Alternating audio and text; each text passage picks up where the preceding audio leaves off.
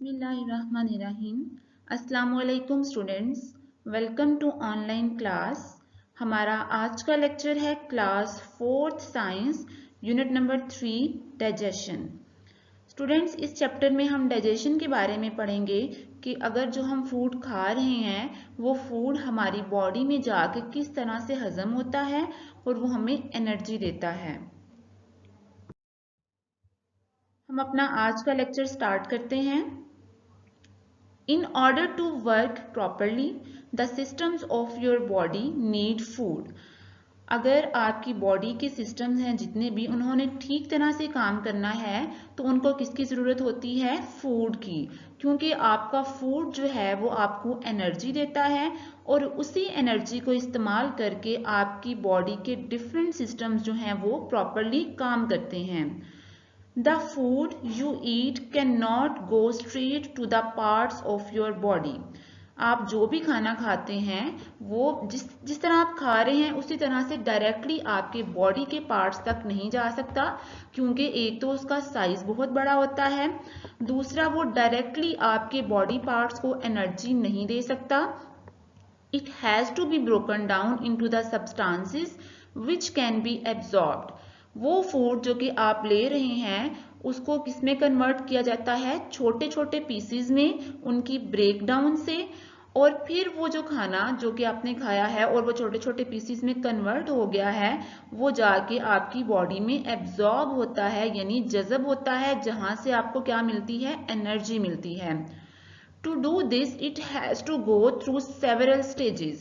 अब ऐसा नहीं होता कि डायरेक्टली फूड जो है वो ब्रेक हुआ और ब्रेक होने के बाद वो आपकी बॉडी में एब्जॉर्ब हो गया, बल्कि यहाँ पे बहुत सी स्टेजेस जो हैं वो शामिल होती हैं।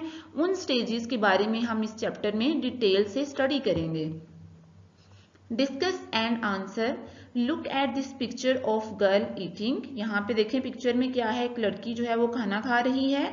Can you name the body parts that will help the girl to digest the food?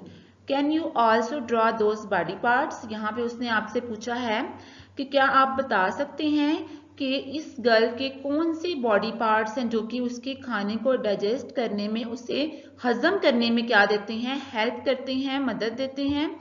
तो वो देखते हैं हम कौन कौन से हैं। जब ये खाना मुंह में जाएगा तो सबसे पहले माउथ वो बॉडी पार्ट है जो कि डाइजेशन में हेल्प करेगा। माउथ में मौजूद जो टीथ्स हैं वो क्या करते हैं? उस खाने को छोटे छोटे पीसेस में कन्वर्ट करते हैं। देन जो है सलाइवा मौजूद होता है आपके माउथ में, वो भी क्या करता है? खाने को थोड़ा बहुत हजम करने में मदद देता है। उसके बाद माउथ के बाद जो है वो यहाँ पे जो आपका थ्रोट यानी आपका गला है, इसमें क्या आती है? खुराक की नाली आती है, फिर आपका मैदा आता है और उसके बाद इंटेस्टाइन्स आती हैं यानी आंतें। तो इनको हम आगे भी क्या करते हैं? डिटेल से स्टडी करते हैं। Teeth. First of all students, यहाँ पे सबसे पहले टीथ के बारे में बताया है कि वो किस तरह से रोल प्ले करते हैं हमारी जो फूड है उसको डाइजेस्ट करने में। A baby is born without teeth. जब भी कोई बेबी जो है वो पैदा होता है तो आपने देखा होगा कि उसके टीथ मौजूद नहीं होते। Teeth only begin to grow after the baby is few months old. और उसके दांत जो हैं वो कब ग्रो करना स्टार्ट करते हैं? जब वो कुछ महीने का हो जाता है। When a baby is born, it cannot chew solid foods. जब भी बेबी जो है वो बोर्न होता है, क्योंकि उसके टीथ्स नहीं होते, इस वजह से वो जितनी भी सॉलिड चीजें हैं उनको नहीं चबा सकता, क्योंकि उनको चबाने के लिए दांतों की जरूरत होती है।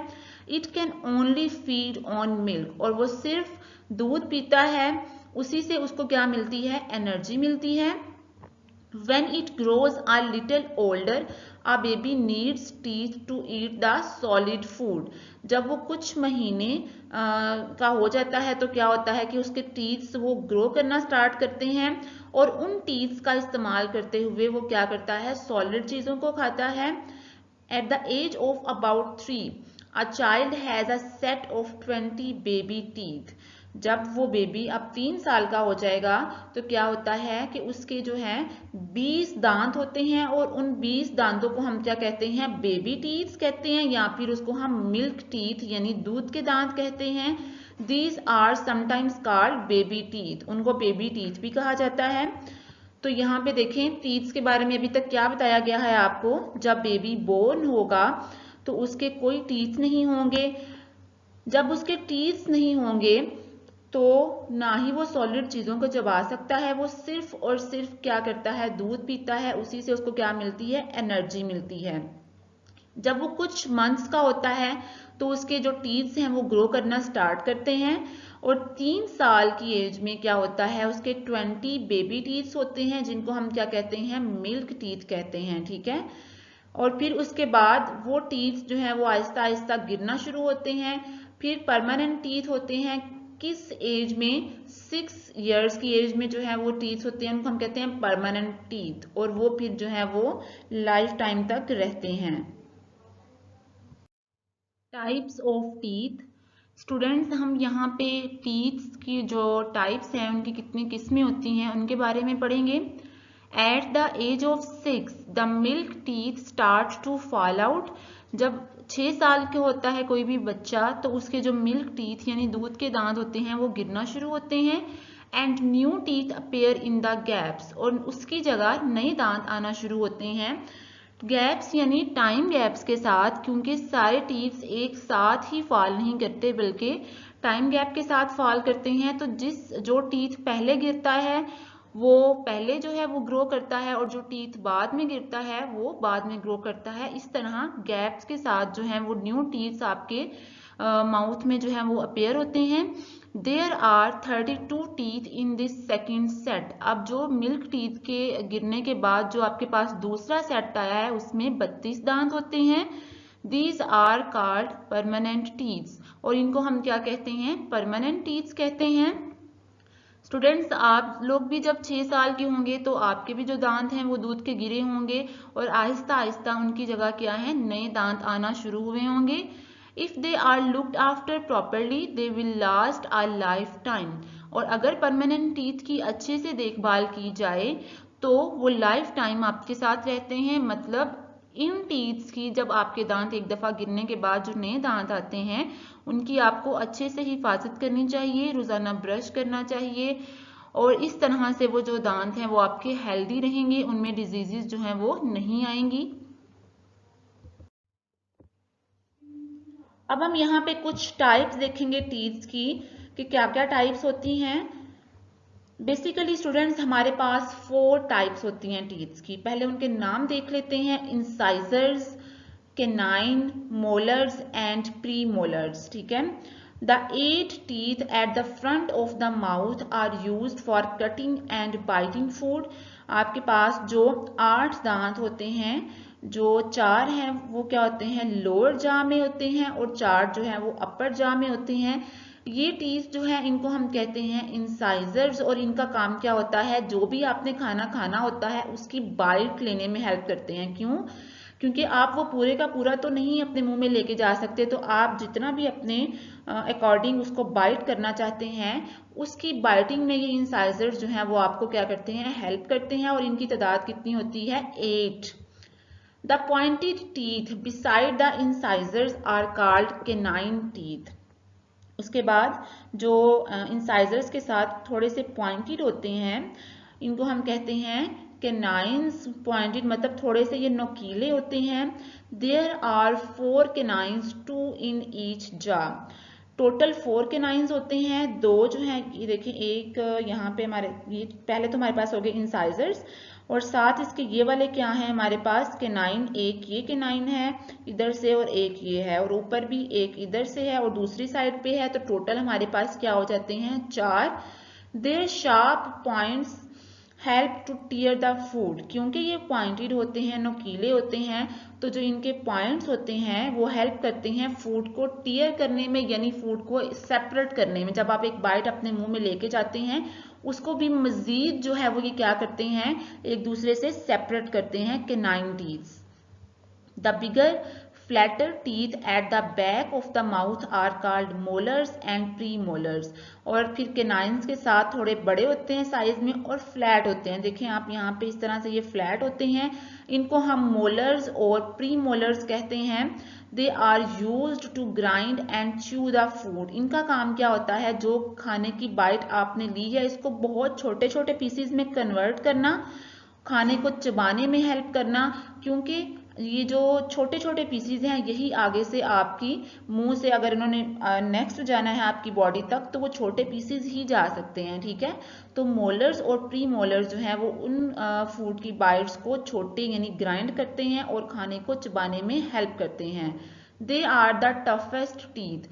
ये जो मोलर्स और प्री मोलर्स होते हैं ये सबसे टफेस्ट होते हैं, बहुत ज़्यादा ये सख्त होते हैं और हमारे हेल्प करते हैं ग्राइंड करने में फूड को। तो एक दफ़ा रिकॉल करते हैं कितने हमारे पास टाइप्स थे। पहले सबसे इंसाइजर्स आए, टोटल कितने थे ये हमारे पास 8 थे, 4 नीचे और 4 ऊपर। उसके बाद नेक्स्ट आते हैं कैनाइन जिनको हम पॉइंटेड टीथ भी कहते हैं, ये जो है टोटल 4 होते हैं, 2 ऊपर और 2 नीचे। और देन हमारे पास आते हैं मोलर्स और प्री मोलर्स, ठीक है students. Looking after your teeth. अब यहाँ पे हम देखेंगे कि हम अपने दांतों की देखभाल किस तरह से कर सकते हैं। अभी हमने देखा कि दांत हैं तो हम जो है चीज़ों को चबा सकते हैं, उनको उनकी बाइट्स ले सकते हैं, इसलिए इन दांतों की देखभाल करना बहुत ज़रूरी है। If you look after your teeth properly, अगर आप अपने दांतों की देखभाल अच्छे से करेंगे, दे will last a long time, तो ये लंबे अरसे के लिए रहेंगे। When you eat, small bits of food can get stuck between your teeth. जब भी आप खाना खाते हैं तो आपने देखा होगा क्या होता है कि जो छोटे छोटे पीसेज होते हैं फूड के वो आपके दांतों के दरमियान जो है वो स्टक होते हैं यानी फंस जाते हैं। The bits can be cleaned away by using a toothbrush, toothpaste and water. और इसीलिए आपको कहा जाता है कि ब्रश करना चाहिए, क्योंकि वो जो छोटे छोटे पीसेज होते हैं वो हम जब भी ब्रश करते हैं उससे वो क्या हो जाते हैं, वो क्लीन हो जाता है हमारा मुंह और वो रिमूव हो जाते हैं। Some people use a neem twig और टूथ पाउडर। कुछ लोग जो हैं वो टूथपेस्ट के अलावा जो है वो क्या यूज करते हैं, नीम ट्विग यानी ये नीम के दरख्त से ली हुई एक नीम की टहनी ले लेते हैं वो और उसको यूज करते हैं अपने दांतों को साफ करने के लिए। और कुछ लोग जो है वो टूथ पाउडर सा होता है टीथ के लिए, वो इस्तेमाल करते हैं, ठीक है। तो इसमें से कोई भी तरीका जो है वो आपके दांतों को साफ रखता है, उन फूड के पीसेस को आपके मुंह से रिमूव करता है ताकि वो डिजीजेस ना फैला सके दांतों की। Sometimes the teeth get covered with a thin sticky layer of germs. Sometimes क्या होता है कि आपके दांतों पे क्या होती है, चिपचिपाहट सी लेयर जो है वो आपके टीथ को कवर कर देती है। और वो लेयर किसकी होती है, जर्म्स यानी जरासीम की होती है। उस लेयर को हम कहते हैं plaque. Most people have germs in their mouth. Germs are very difficult to see because they are small. बहुत से लोगों के मुंह में क्या होते हैं, जर्म्स होते हैं और उन जर्म्स को हम अपनी आंख से नहीं देख सकते क्योंकि वो बहुत छोटे होते हैं, इतने छोटे कि हमें अपनी आंख से वो नजर नहीं आ सकते। You must brush your teeth carefully to get rid of plaque. Students देखिए एक दफ़ा पहले प्लेक, ये आपको यहाँ पे डायग्राम में नज़र आ रही है, ये येलोइश सी लेयर होती है और ये क्या करती है, ये आपके दांतों को बहुत बुरी तरह से डैमेज करती है। अगर आप चाहते हैं कि ये लेयर जो है वो आपकी दांतों को डैमेज ना करे तो आपको रोज़ बहुत एहतियात से ब्रश करना चाहिए। अगर आप ब्रश करेंगे तो आपके मुंह से जो जर्म्स हैं वो रिमूव होंगे। जब जर्म्स नहीं होंगे तो ये प्लेक जो है ये भी आपकी टीथ को कवर नहीं करेगी, ठीक है। इसलिए अपने दांतों की बहुत अच्छे से देखभाल करनी चाहिए। Sugar and plaque together form an acid. Basically plaque ये तब भी होता है जब आप बहुत ज़्यादा शुगरी चीज़ें, बहुत ज़्यादा मीठी चीज़ें खाते हैं, तो क्या होता है कि वो जो शुगर आपकी मुंह में जाती है वो और प्लेक मिलके क्या बनाते हैं, एक एसिड बनाते हैं। Acid can make small holes in the enamel that covers the teeth. Enamel किसको कहते हैं, ये एक ऐसी कवरिंग होती है जो आपके टीथ को कवर कर रही होती है और उनको हिफाजत दे रही होती है, ठीक है। अब जब वो एसिड बन जाएगा तो एसिड क्या करता है, उस एनिमल में छोटे छोटे होल्स यानी सुराख करना शुरू कर देता है। When germs enter the holes, the teeth begin to rot or decay. और जब वो germs उन holes में दाखिल होते हैं तो आपका जो वो दांत है वो खराब होना शुरू हो जाता है। This can cause the pain. और इसी तरह से आपके दांतों में क्या होती है, फिर पेन स्टार्ट हो जाती है। किस तरह पेन स्टार्ट होती है, दोबारा सुने, आपके टीथ को एक कवरिंग जो है वो हिफाजत दे रही होती है, उसको हम क्या कहते हैं, एनेमल। जब आप बहुत ज़्यादा शुगरी फूड खाते हैं और अपने दांतों की हिफाजत नहीं करते तो जर्म्स भी जमा हो जाते हैं आपकी बॉडी में। वो शुगर और प्लेक जो है वो क्या करते हैं, मिलके एक एसिड बनाते हैं।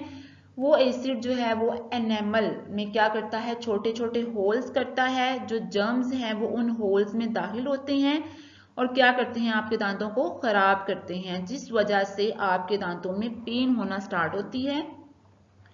The only way to stop decay is to visit a dentist. तो इसके लिए आपको किसी भी डेंटिस्ट यानी दांतों के डॉक्टर को चेक करवाना पड़ता है। A dentist will fill the holes with fillings. तो डेंटिस्ट के पास कुछ फीलिंग्स होती हैं, वो क्या करता है, उन होल्स को फिल करता है ताकि दोबारा से जरासीम उनके अंदर एंटर ना हो सके।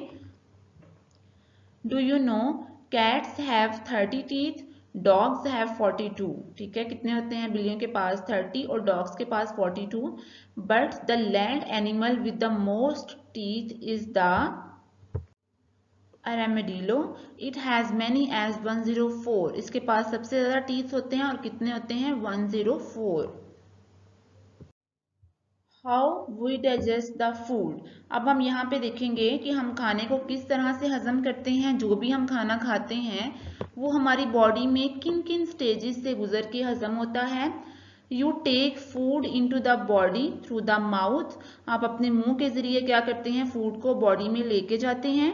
Food is chewed in the mouth, और उस खाने को चबाते हैं अपने मुंह में अपने दांतों का इस्तेमाल करते हुए। You use our teeth to tear and grind the hard food and make it into a paste. जो फूड बहुत हार्ड होता है आप अपने दांतों का इस्तेमाल करते हुए उसको ग्राइंड करते हैं। ग्राइंड मतलब छोटे छोटे पीसेस में जिस तरह पाउडर फॉर्म आती है उसमें कन्वर्ट करते हैं और उसका एक पेस्ट बन जाता है। पेस्ट किस तरह से बनता है, जब उस फूड के साथ सलाइवा जो है वो ऐड होता है। सलाइवा क्योंकि एक लिक्विड ही मटेरियल है तो सलाइवा और फूड मिलके क्या बनाते हैं, एक पेस्ट सा बना देते हैं उस फूड का। The tongue helps to mix the food with saliva, और जो आपकी जुबान है वो क्या करती है, उस फूड को आपके सलाइवा के साथ मिक्स करने में क्या करती है, हेल्प करती है। नेक्स्ट देखें क्या होता है, हमारे पास एक ऑर्गन होता है, ये भी हमारे डाइजेशन में हेल्प करवाता है। स्टमक कहते हैं इसको, यानी आपका मैदा। Is a bag made of muscles, ये एक बैग की तरह का होता है और किससे मिलके बनता है, मसल्स से। मसल्स हमने पढ़ा था स्टूडेंट्स लास्ट लेक्चर में भी कि जो स्टमक है ये स्मूथ मसल्स से मिलके बनता है। It can store food for several hours, एक तो ये हमारे फूड की डाइजेशन करवाता है। डाइजेशन करवाने के साथ साथ एक और काम भी करता है कि ये हम जो खाना खा रहे हैं उसको कुछ घंटों तक स्टोर रखता है ताकि हमें यहाँ से वक्तन फवक्तन एनर्जी मिल सके। आपने देखा होगा कि जब आप ब्रेकफास्ट करते हैं तो आपको लंच तक भूख इसीलिए नहीं लगती क्योंकि आपके स्टमक में जो खाना है वो स्टोर रहता है और वहीं से आपको क्या मिलती है, एनर्जी मिलती रहती है। The stomach releases juice and N acid, stomach क्या रिलीज करता है, एक जूस रिलीज करता है और उसके अलावा एसिड रिलीज करता है। The juices are called digestive juices, और उन जूसेस को हम क्या कहते हैं, डाइजेस्टिव जूसेस, यानी ऐसे जूसेस जो कि फूड को डाइजेस्ट करने में हेल्प करते हैं। They help to break down the food into still smaller particles, और इस एसिड का और जूस का काम क्या होता है कि ये जो पेस्ट आ रही है आपके माउथ से फूड की उसको मजीद छोटे छोटे पार्टिकल्स में क्या करते हैं, कन्वर्ट करते हैं, उसको छोटे छोटे पीसेस में तोड़ते हैं। The stomach muscles help to churn the food, अब जो स्टमक के मसल्स हैं वो क्या करते हैं, चर्न का मतलब होता है जिस तरह घुमाते हैं, फूड को घुमाते हैं और यानी मैदे के अंदर ही रख के उसको घुमा रहे हैं और मिक्स करते हैं, किसके साथ, उन जूसेस के साथ मिक्स करते हैं। The acid kills the harmful germs called bacteria and helps to digest the proteins। ये तो काम हो गया जूसेस का कि उन्होंने क्या किया, जो फूड है उसको डाइजेस्ट किया। अब जो एसिड है उसका काम क्या होता है, ये जो हमारे फूड में थोड़े बहुत जर्म्स होते हैं उनको क्या करता है, किल करता है। और उसके अलावा जो प्रोटीन्स, आपके खाने में जो प्रोटीन्स होती हैं उनको क्या करता है, हजम करता है। प्रोटीन्स के बारे में भी हमने पढ़ा था, ये फूड का एक ग्रुप होता है, ठीक है। और ये हमारी बॉडी को क्या देता है, एनर्जी देता है। यहाँ पे देखें स्टूडेंट्स, आपके पास डायग्राम है। यहाँ से आप फूड को अंदर लेके जाते हैं और फूड फिर यहाँ से मूव करता है। आपके पास ये जो नाली होती है इसको हम कहते हैं खुराक की नाली, या इसका दूसरा नाम होता है ईसोफेगस। ईसोफेगस से डायरेक्टली फूड कहाँ पे जाता है, स्टमक के अंदर यानी मैदे में जाता है। और मैदे के साथ ही क्या मौजूद है, आपके पास लिवर मौजूद है जिसको आप जिगर कहते हैं। और फिर मैदे से फूड कहाँ पे जाता है, इंटेस्टाइन्स के अंदर जाता है। आपके पास एक लार्ज इंटेस्टाइन होती है और एक स्मॉल इंटेस्टाइन होती है, ठीक है।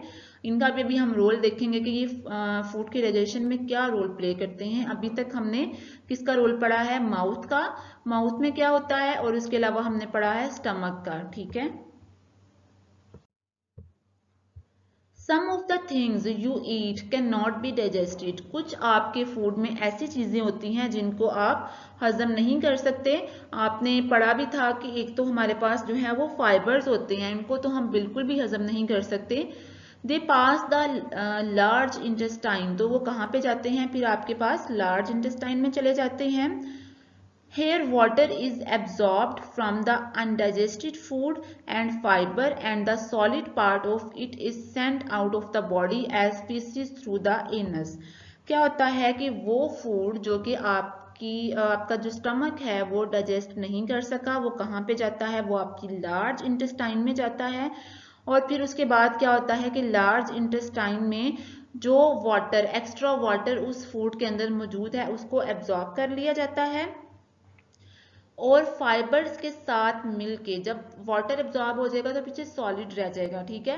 वो अनडाइजेस्टेड फूड जो कि अब सॉलिड में कन्वर्ट हो चुका है, वो और फाइबर उनको हम बॉडी से बाहर भेज देते हैं फीसिस की फॉर्म में। कहाँ से, एनस के जरिए आप उसको यहाँ से फिर बाहर भेज देते हैं, ठीक है। सलाइवरी ग्लैंड, सलाइवरी ग्लैंड्स क्या होते हैं, आपके माउथ में जो मौजूद saliva, in the mouth produces saliva. Salivary glands आपके मुंह में जो सलाइवा बनता है उसको बनाते हैं। Saliva softens the food and start the digestion of starches.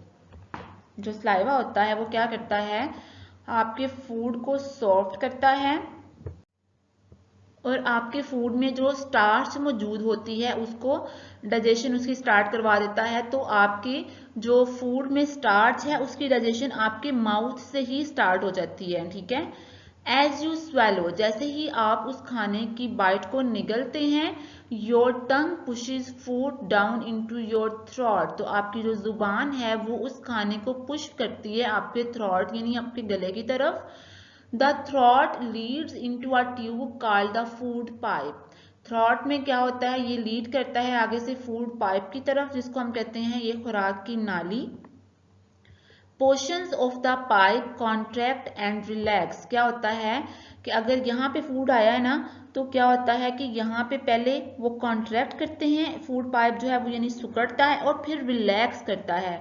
इस तरह से हर पोर्शन में क्या होती है, कॉन्ट्रैक्शन और रिलैक्सेशन। उस कॉन्ट्रैक्शन और रिलैक्सेशन से क्या होता है, आपका फूड जो है वो आहिस्ता आहिस्ता नीचे की तरफ मूव करता है।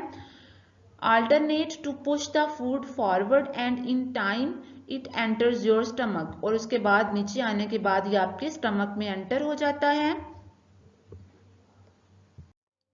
The food passes from the stomach through a long tube called the small intestine and then into a shorter but wider tube called the large intestine।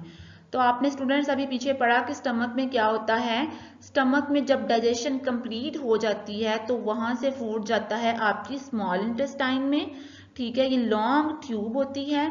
और उसके बाद फिर स्मॉल इंटेस्टाइन में जो भी काम हुआ उसके बाद क्या होता है, ये जाता है लार्ज इंटेस्टाइन की तरफ। और लार्ज इंटेस्टाइन की तरफ कौन सा फूड जाता है, जिसकी डाइजेशन नहीं हुई होती, जो कि अनडाइजेस्टेड रह जाता है, वो जाता है आपकी लार्ज इंटेस्टाइन में। और लार्ज इंटेस्टाइन में फिर क्या होता है, आपने अभी पढ़ा कि वहां से वाटर की रीअब्जॉर्प्शन होती है और जो सॉलिड फूड होता है उसको आप क्या करते हैं, फीसिस की फॉर्म में बॉडी से बाहर निकाल देते हैं। In the small intestine, more digestive juices make the food softer. The walls of the small intestine are very thin. यहाँ पे उसने क्या कहा है कि जो स्मॉल इंटेस्टाइन में फूड जो है वो मजीद सॉफ्ट होता है, वहाँ पे मौजूद जो जूसेस होते हैं वो उसको मजीद सॉफ्ट करते हैं। और स्मॉल इंटेस्टाइन में ही आपका जो खाना होता है वो वहाँ से ब्लड में क्या होता है, एब्जॉर्ब होता है, जिससे आपको एनर्जी मिलती है। और इसके अलावा जो स्मॉल इंटेस्टाइन है उसकी वॉल्स बहुत थिन यानी बहुत बारीक होती हैं। Digested food in the form of nutrients passes through the walls into the blood vessels. अब क्या होता है कि जो फूड जिसकी डाइजेशन हो चुकी है वो यहाँ से स्मॉल इंटेस्टाइन की वॉल्स से, जो कि बहुत थिन होती हैं, वहां से जाता है ब्लड वेसल्स यानी खून की नालियों में। The blood vessels transport the broken down substances to the body cells where they are used to provide energy and build new tissues. क्योंकि ब्लड हमारी पूरी बॉडी में सर्कुलेट कर रहा होता है, तो जो ब्लड वेसल्स यानी खून की नालियां होती हैं वो उस फूड को बॉडी के उन सेल्स तक पहुंचा देती हैं जहां पे उन एनर्जी की ज़रूरत होती है और जहां पे नए टिश्यूज बनने की ज़रूरत होती है। क्योंकि अभी हमने पढ़ा था कि जो हमारी बॉडी के जितने भी सिस्टम्स हैं वो किस तरह काम करते हैं, हमारे फूड से मिली हुई एनर्जी की वजह से सारे सिस्टम्स जो हैं वो काम कर रहे होते हैं। तो इस तरह से जो हमारा ब्लड है वो जहां जहां एनर्जी की ज़रूरत होती है वहां वहां उस फूड को पहुंचा देता है एनर्जी की फॉर्म में।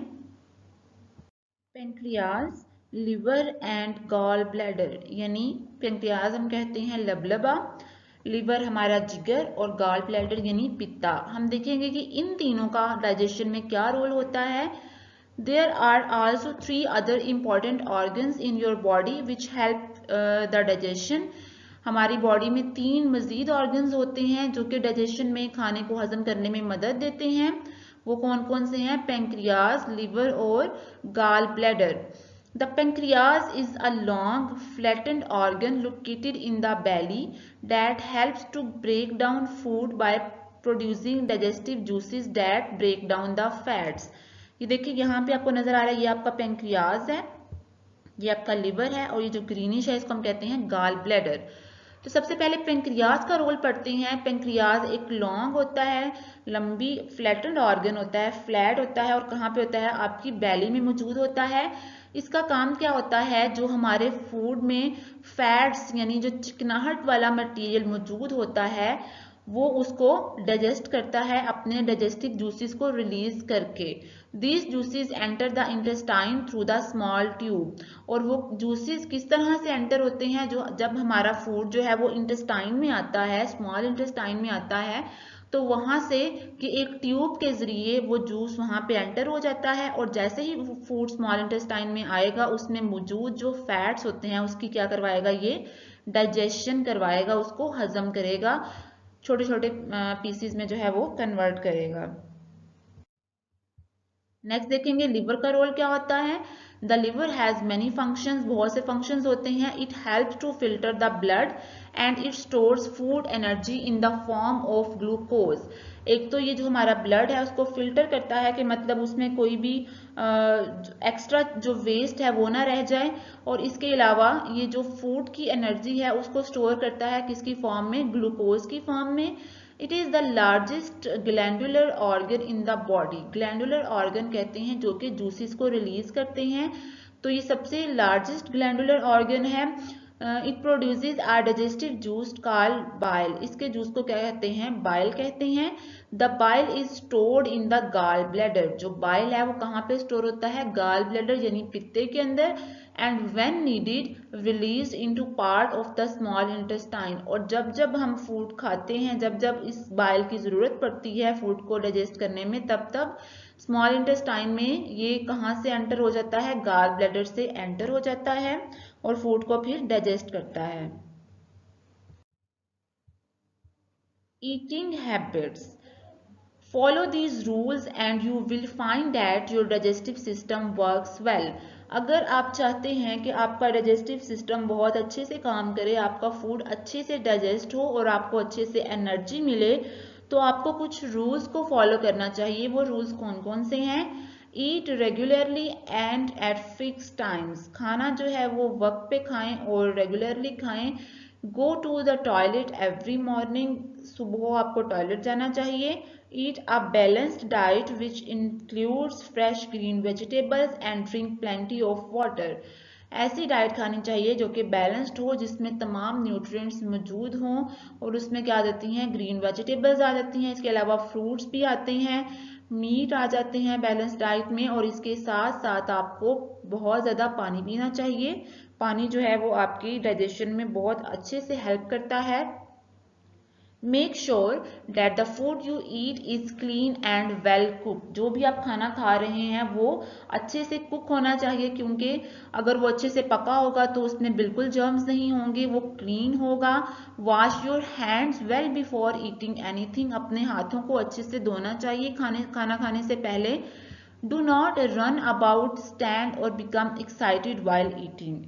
और खाना जो है वो आपको एक जगह पे अच्छे से बैठ के खाना चाहिए। आपको बिल्कुल इस खाना खाते हुए चलना नहीं चाहिए या खड़े होके खाना नहीं खाना चाहिए, एक जगह पे अच्छे से बैठ के खाना खाना चाहिए आपको। च्यू योर फूड वेल, ऐसा नहीं करना चाहिए कि आपने बाइट ली और उसको डायरेक्टली इनगल्फ कर लिया, बल्कि पहले उसको अच्छे से चबाना चाहिए ताकि उसकी डाइजेशन जो है वो अच्छे से हो सके। आपने अभी पढ़ा भी कि जो स्मॉल पार्टिकल्स होते हैं फूड के, वो ज़्यादा एनर्जी आपको देते हैं अच्छे से। Rinse your mouth after you eat. और क्योंकि हमने पढ़ा कि जब हम खाना खाते हैं तो खाने के छोटे छोटे पीसेस जो हैं वो हमारे दांतों के दरमियान जो है वो जमा हो जाते हैं, इसलिए आपको अपना मुंह है वो खाना खाने के बाद अच्छे से एक दफ़ा कूली करनी चाहिए पानी के साथ, ताकि जितने भी एक्स्ट्रा जो सॉलिड पार्टिकल्स फूड के हैं वो आपके मुंह से जो है वो बाहर निकल जाएं, ताकि वो आपके टीथ को नुकसान ना पहुंचा सकें। Environment watch. Did you know that the average person produces 1.5 liters of saliva per day? Students, क्या आप जानते हैं कि एक जो नॉर्मल आदमी होता है वो एक दिन में 1.5 लीटर जो है वो सलाइवा प्रोड्यूस करता है। Saliva can be produced even if you do not have any food in your mouth. अभी तक आपने जो पीछे लेक्चर में पढ़ा है वो आपने देखा था कि जब आप खाने की कोई भी बाइट लेते हैं तो आपकी सलाइवरी ग्लैंड्स जो हैं वो सलाइवा को प्रोड्यूस करते हैं, लेकिन ज़रूरी नहीं है कि आपके मुंह में फूड हो तभी सलाइवा प्रोड्यूस हो, इसके अलावा भी आपके मुंह में जो सलाइवा है वो रहता है।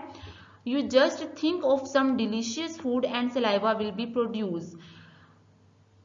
जब भी आप किसी मज़ेदार खाने के बारे में सोचते हैं तब भी आपके मुंह में जो है वो पानी आता है, सलाइवा आता है, लेकिन इसके अलावा भी आपके मुंह में हर टाइम जो है वो सलाइवा रहता है।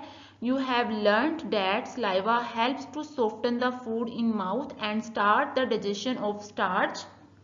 आपने पढ़ा कि जो सलाइवा है उसके दो काम होते हैं फूड की डाइजेशन के हवाले से।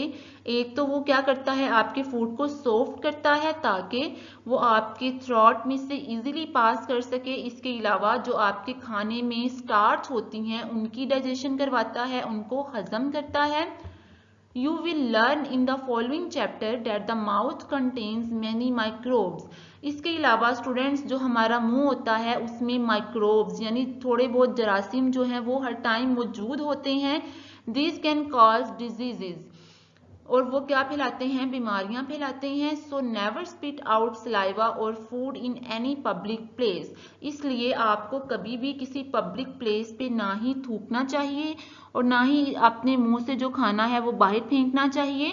You do not want to pass on any disease nor you do not want to catch anything yourself, क्योंकि आप ऐसा कभी भी नहीं चाहेंगे कि जो आपकी वजह से किसी को बीमारी फैले, यानी अगर आप वो थूकेंगे तो वो माइक्रोब्स किसी और इंसान तक ट्रांसफ़र होके उस तक डिजीज़ कॉज करें, और ना ही आप ऐसा चाहेंगे कि कहीं और से माइक्रोब्स जो हैं वो आप तक आएँ और वो डिजीज़ फैलाएं।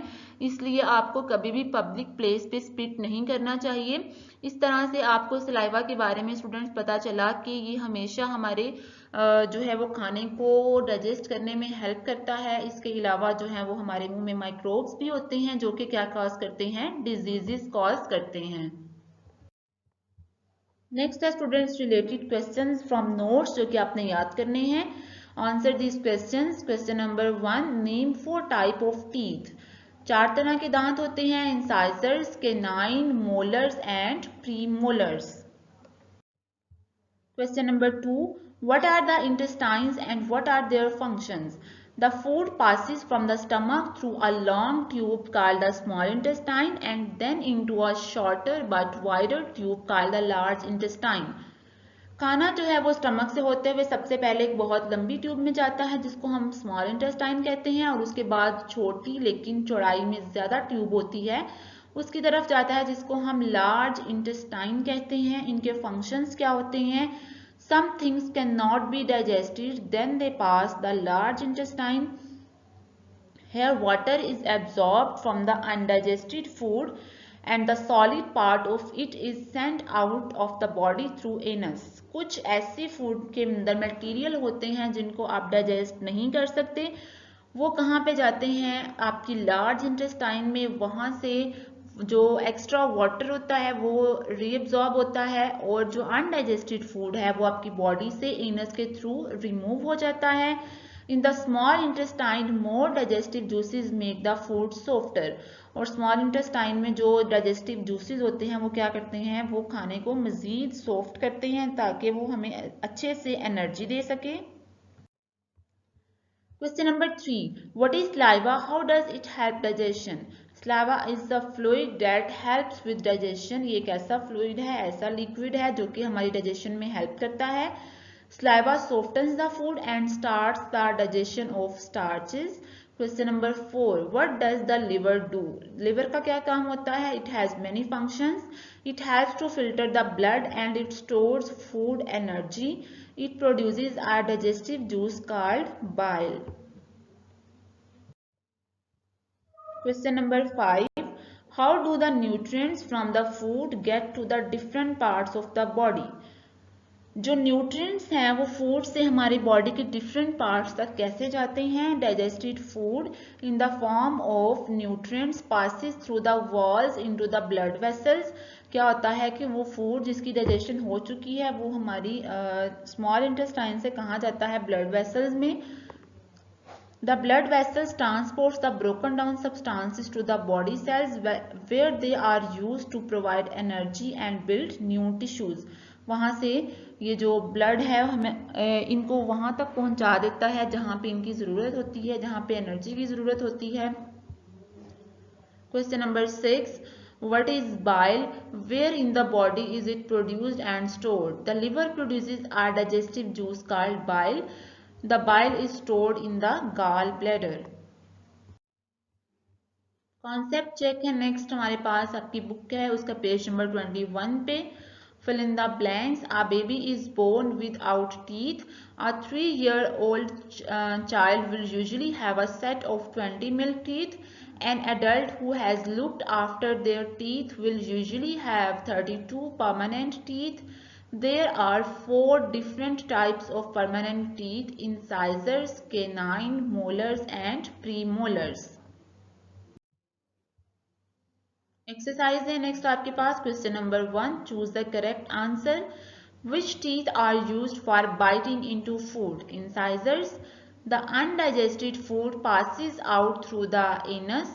What is stored in the gallbladder? Bile.